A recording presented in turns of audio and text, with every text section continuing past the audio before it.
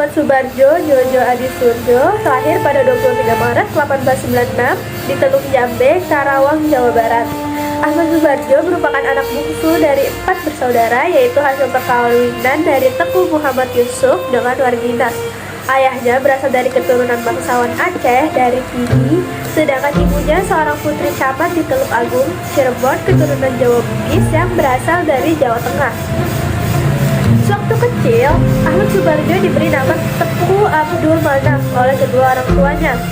Namun, seorang rekan ayahnya bernama Raden Mas Said mengusulkan agar dirinya dinamakan dengan nama Jawa, yaitu Subardjo. Kakeknya dari pihak ibu kemudian menambahkan nama Ahmad di depan nama Subardjo sehingga namanya menjadi Ahmad Subardjo. Adapun nama Djojo Adi Surjo itu ditambahkan sendiri setelah dewasa saat dia ditahan 3 Juli 1946, yaitu saat percobaan perebutan kekuasaan yang dilakukan oleh pihak oposisi kelompok Persatuan Perjuangan terhadap pemerintahan kabinet Syah II di Indonesia. Subardjo memulai pendidikannya di Europe Library School atau ILS di Kuitang, namun beliau kemudian pindah ke ILS di Pasar Baru. Setelah lulus, Subardjo kemudian melanjutkan sekolahnya di Prince Henry School, tetapi tak lama kemudian dia pindah lagi ke Ogre Burger School Jakarta atau HBS Koning Willem III di Salemba, Jakarta, dan berhasil menyelesaikan pendidikan tersebut pada tahun 1917. Pendidikan di HBS ini setara dengan pendidikan sekolah menengah atas atau SMA.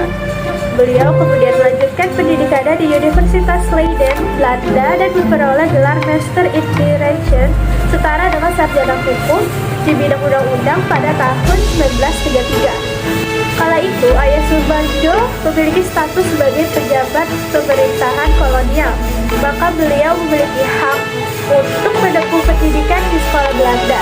Namun, karena pada saat itu di Karawang masih belum ada sekolah Belanda, maka orang tua Subardjo mengirimkan anak-anaknya ke Batavia untuk bersekolah. Jadi selanjutnya itu adalah peran atau perjuangan Ahmad Subardjo pada saat penjajahan Jepang. Jadi perannya itu adalah melalui gerakan bawah tanah. Apa sih gerakan bawah tanah itu? Jadi gerakan bawah tanah adalah suatu organisasi rahasia para tokoh pejuang tanah air pada masa pendudukan Jepang di Indonesia. Nah, gerakan rahasia ini tuh bersifat non-kooperatif dan tidak formal. Melalui perjuangan bawah tanah ini dilakukan oleh pemimpin bangsa kita yang bekerja di instansi pemerintahan Jepang. Di balik kepatuhan mereka terhadap pemerintahan Jepang, tapi tersembunyi kegiatan-kegiatan yang bertujuan menghimpun dan mempersatukan rakyat untuk meneruskan perjuangan dalam rangka mencapai kemerdekaan Indonesia. Nah, perjuangan gerakan bawah tanah ini dilakukan oleh beberapa kelompok yang salah satunya itu merupakan kelompok Ahmad Subardjo. Ahmad Subardjo pada masa pendudukan Jepang menjabat sebagai Kepala Biro Riset Kaigun Bukanpu atau yang disebut dengan Kantor Penghubung Angkatan Laut. Nah, sambil melakukan tugasnya ini, Ahmad Subardjo berusaha untuk menghimpun tokoh-tokoh bangsa Indonesia yang bekerja di Angkatan Laut Jepang dan mendirikan asrama pemuda yang diberi nama Asrama Indonesia Merdeka. Nah, di asrama tersebut ini, para pemuda Indonesia diberi pelajaran-pelajaran untuk menanamkan semangat nasionalisme. Kemudian, pada waktu pendudukan Jepang, Ahmad Subardjo dipilih sebagai anggota BPUPKI yang diangkat oleh Gunsei Kanbu berkat pengalamannya bekerja untuk Laksamada Muda Tadashi Maeda. Jadi, di dalam BPUPKI, Ahmad Subardjo ini berperan untuk menyumbangkan berbagai pemikirannya dalam menyusun dasar negara bagi Indonesia merdeka.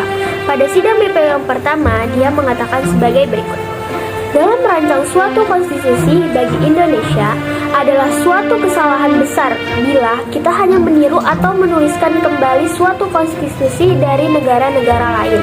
Apa yang baik bagi negara-negara lain belum tentu baik daripada suatu falsafah hidup yang asing bagi alam pikiran, serta pandangan mengenai kehidupan dan dunia.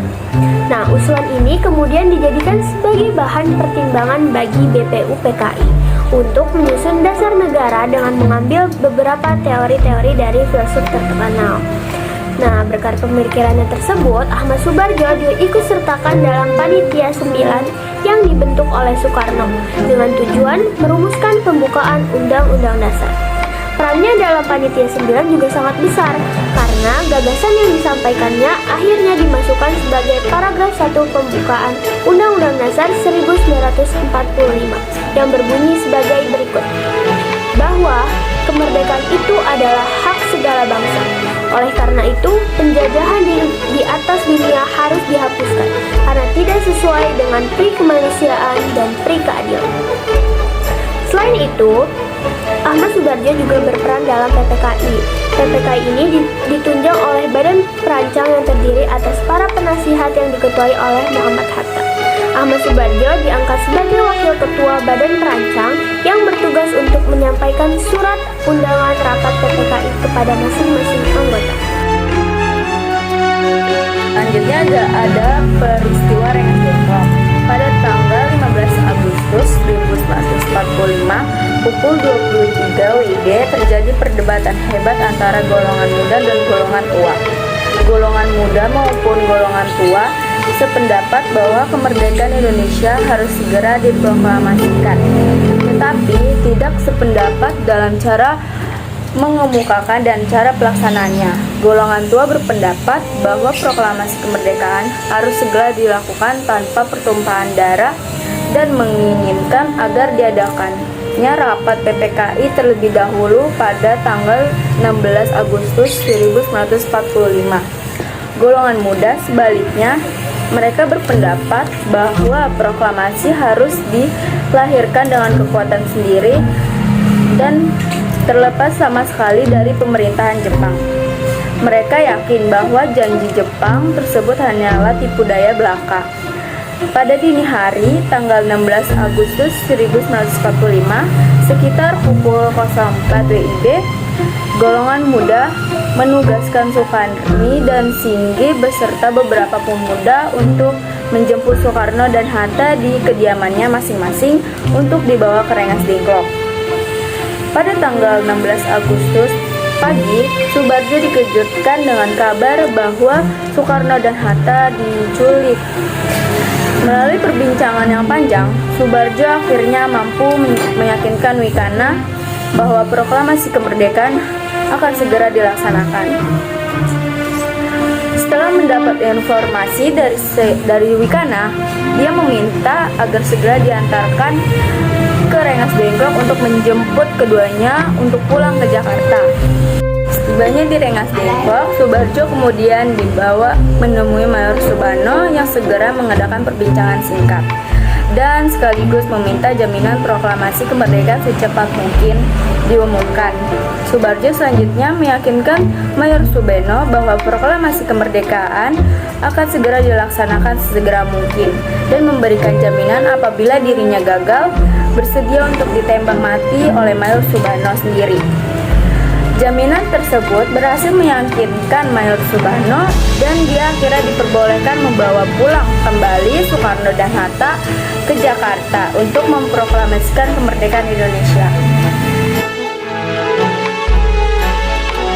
Setelah rombongan Soebardjo tiba di Jakarta, mereka langsung melanjutkan perjalanan ke kediaman Laksamana Maeda untuk mengadakan rapat terkait dengan urusan kemerdekaan bangsa Indonesia. Tokoh-tokoh yang hadir di dalam ruangan rumah itu adalah Soekarno, Hatta, Soebardjo, Maeda, Melsi, Soekarni, DM Diah, dan Sudiro. Soebardjo dan Hatta menyampaikan pendapat secara lisan dalam merumuskan teks proklamasi. Soekarno kemudian mencatat di secari kertas.